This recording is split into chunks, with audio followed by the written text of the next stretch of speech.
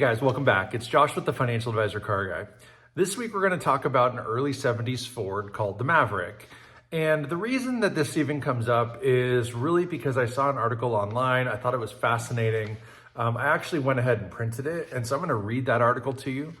But before I do, I wanted to give you a little bit of background about the Ford Maverick, because many of you may or may not have ever heard of them, ever seen one. They were only produced for 7 years. They were released in 1970 and lived a pretty brief life until about 77. Now, I'm going to read you a few things that I found fascinating. This is all stuff off the internet, so it's out of the ordinary, but or it's very ordinary, I guess I should say. But what is out of the ordinary is just today's video. Very seldom do I actually go like Google information. Usually I'm telling you a story about something I read, or I'm telling you about something, or we're doing something. This week, I read all this information and I did a little more research because I was curious. And really my findings were such that I have a really great understanding of what went on in Ford's mind about the Maverick. And basically that's what this episode's about. I just want to share that with you.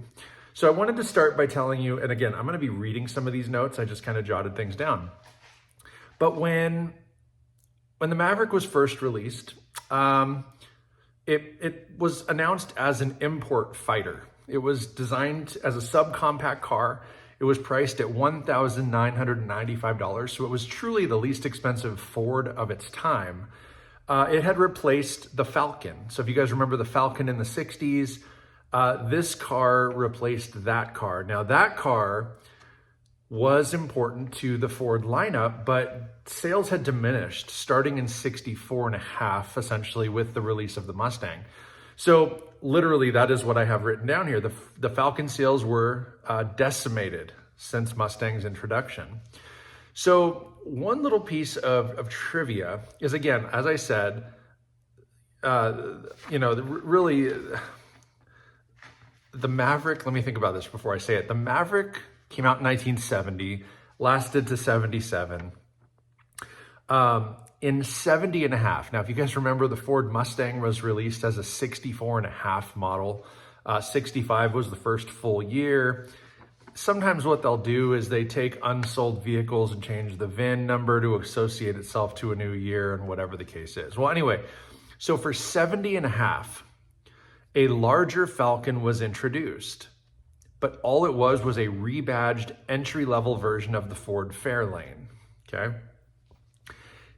That was 70 and a half. Now in 1971, that larger Falcon was dropped. They only did it for half of a year. At that point, the all-new Torino series came out. That replaced both that particular version of the Maverick as well as all the Fairlane cars. So at that point moving forward, right, the Torino was the Torino, and that smaller entry-level Maverick was still a thing, right, through 77, as I said. But I thought that was really interesting. There's a half-year model of a larger Maverick. I can't tell you that I've ever seen one. I'm not even sure that it looks different. It's, I think, got a longer wheelbase and, again, rebadged Fairlane. So anyway, I thought that was fascinating. It's just kind of a side note. I didn't know that in the story I'm about to read you. But back to the Maverick, popularity grew as the 70s continued. Many of you that were alive at the point, in that point in time, remember the 1973 oil crisis. So at that point in time, small cars, compact cars were heavily in demand. 4 cylinders were all the rage because of their economic, gas mileage and everything. So something like this Maverick was a highly sought after car, and being inexpensive, right? Under $2,000 could get you one of these cars brand spanking new. And if you take that $2,000 and put it in today's dollars, it's about 15 grand. So if you think about that, there's like no new cars today under $20,000. So if you put that into perspective, this car was incredibly cheap, very, very, very inexpensive. So, I mean, essentially most households could have one if they didn't have something else. This thing competed very closely with the Volkswagen Beetle of its day. And the Volkswagen Beetle sold for about $1,500 brand new. So this car was like 33% more money, but still under $2,000. and it was a Ford. And in the 70s, 60s, it was really important to people to buy American, right? To stay domestic, buy an American car, American companies support and all that stuff. So it was really important to people. So about this time, right, in the mid 70s, after the oil crisis had started, Ford planned to discontinue the Maverick as early as 1975. They planned to launch the Granada, and some of you remember that was a car. Now, due to the demand for fuel-efficient vehicles in the mid-70s, Ford kept it, the Maverick, as their low-price leader. And they did eventually replace it after the 1977 model had run its course. And what came out at that point was the 1978 Ford Fairmont. So again, some of you may remember that. The Fairmont was a very generic car. I don't know much about the Fairmont or how long it lived its life, but the Maverick, to me, and this is where I'm moving away from my notes, but the Maverick to me, those early 70s ones, they were kind of a glorified Mustang. If you remember, the Mustang went through a phase where in the early 70s was actually a pretty big car. And you can get one with a big block and, you know, whatever. And then it transitioned during the oil crisis. Ford came out with the Pinto, was a car at that time. And the Mustang actually looked a lot like the Pinto. And then from there, it transitioned into the Fox body in the latter 70s into the 80s. So the Ford Mustang underwent quite a transformation from 70 to 77. All the while, the Maverick kept pumping out this low price car, which had kind of a fastback scoopy roof. And it had, you know, an elongated hood and, you know, all the things that made a car look sporty, but they did it on a kind of a budget. To me, the Maverick was always sort of the poor man's Mustang. And I don't mean that in any derogatory way. That was just always as a kid, that to me, that's kind of what a Maverick was. It was like kind of trying to be a Mustang, but not quite cool enough. So anyway, that's my thoughts. But now I'm gonna get into the story part of it. I'm gonna read this to you guys. And this is fascinating stuff. I didn't know this. And I mean, let me know what you think. All right. So in the early 1970s, Ford Motor Company was producing the Maverick, which was a compact car marketed as an affordable and efficient vehicle. However, the demand for the Maverick was not as high as Ford had anticipated. Now, I'll sidestep this. That changed during the oil crisis, okay? But at the time, in 1970, the demand wasn't as high as Ford had anticipated, so they found themselves with a huge surplus of unsold cars. So to deal with the surplus, Ford decided to store thousands of unsold Mavericks in the Subtropolis Caves located in Kansas City, Missouri. Subtropolis is a man-made underground cave complex of limestone mines, covering over 55 million square feet, and is home to many businesses that use the caves for storage and other purposes. What? Okay, that's pretty wild. Ford leased roughly 25 acres of this cave complex, which was ideal for storing cars, as the caves are naturally climate controlled with temperatures ranging between 60 and 70 degrees Fahrenheit year-round. These cars were kept in the caves until they ultimately could be sold, which reportedly took several years. The storage of the Mavericks in the Subtropolis Caves became somewhat of a legend in the automotive world, with many car enthusiasts and historians fascinated by the idea of thousands of unsold cars sitting underground for years.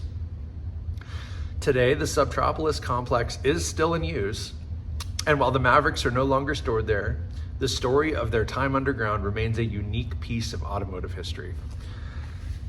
I read that on Facebook, and it was shared by some historian type of page that I don't follow. It was just, I see in my feed lots of car related things, all sorts of different things. Well, anyway, this popped up and I read it because it had a picture of a Maverick and it caught my eye. And I was like, man, what a weird but neat, fascinating story. I don't know how many of you guys even had ever heard this story. I know I didn't. I'd literally never heard of this. So thinking back, as I said earlier in the video, it wasn't uncommon for car manufacturers to essentially recycle cars. If they weren't sold, they could physically change the VIN number and pass it off or sell it as the next year's car. I mean, that's what Shelby did in the 70s, 69 and 70. Every 70 Ford Mustang Shelby car is a rebadged 69. That's all it is. It's truly, there are 69 cars, but they've got different headlights, and Shelby did a few different things to them to make them look different. But that's all they are. They're just unsold cars from 1969 that were sold as 1970. So absolutely curious. I'd never heard of this. And so all these cars sitting there for years, what that tells me is, maybe the Maverick could have been built in 70, 71, 72. Were they still being sold in 75 as new cars? And maybe that's why they didn't discontinue it until 77, like their original plan, right? What did I say? The Granada was gonna come out in 75, but instead, well, it did come out in 75, but it didn't replace the Maverick. It wasn't until the end of 77 when that 78 Fairmont came out that the Maverick was replaced. So I don't know. I mean, I'm speculating a little bit there, but it could very well be that there were all these unsold Mavericks in these caves that when Ford's board of directors sat down and they said, okay, guys, here's the deal. The Maverick's run its course, right? The oil crisis is wrapping up. We're now 1975. What if we get rid of that car this year and, come out with this Granada and, and the board's like, yeah, let's do that. Let's do that. Well, before too long, they probably realized like, oh crap, we've got, thousands of these Mavericks sitting in a cave someplace. We should probably sell them. So let's go ahead and re-VIN them to a 1976 model, and then whatever doesn't sell, a 1977 model. And again, speculating, but that actually pencils, that actually makes sense. And so without looking at date codes on the blocks and doing all the things, again, 100% speculation. But I mean, what do you guys think? Is that even a feasible deal? Could Ford have done that, right? Could that have prolonged the life of the Maverick by storing these cars that were unsold in these underground caves? I think it's likely. So that's all I got for you guys this week. I just wanted to share that story, share a little bit of insight, share with you a little bit more about the Maverick, kind of the history there.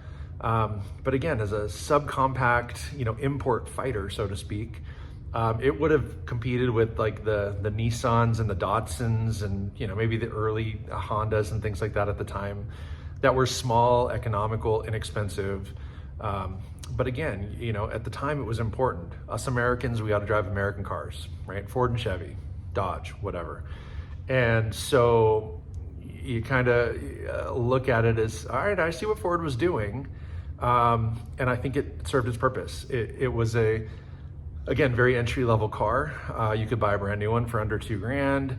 I want to say at that point in time, by the 70s, new Mustangs were probably double that, 3,500 to 4,000, something like that.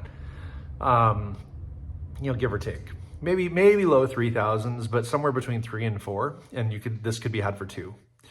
So it was definitely still a budget car, and probably didn't have all the options. And like I said, it came with a 4-cylinder at the beginning. It did ultimately come with an inline-6 and a V8, just like the Mustangs and many other Ford cars, but it was designed to be economical and inexpensive. And again, it was not designed to be around 7 years later. So I thought that was kind of a cool story. So thanks for watching. Don't forget to like, subscribe, comment down below, hit that notification bell, but most importantly, remember, may every investment you make be a good one. Till next time.